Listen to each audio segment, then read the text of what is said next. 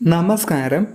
ആരോഗ്യത്തിനും സൗന്ദര്യത്തിനും ഒരുപോലെ ഉത്തമമാണ് സീതപ്പഴം എന്നറിയപ്പെടുന്ന കസ്റ്റാർഡ് ആപ്പിൾ. മുന്തിരിച്ചക്ക എന്നും ഓമന പേരുണ്ട്.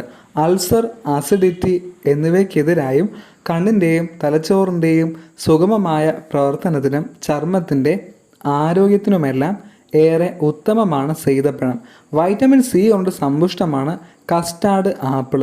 കേരളത്തിലെ കാലാവസ്ഥയ്ക്ക് അനുയോജ്യമായ ഫലവൃക്ഷങ്ങളിൽ ഒന്നുകൂടിയാണിത്.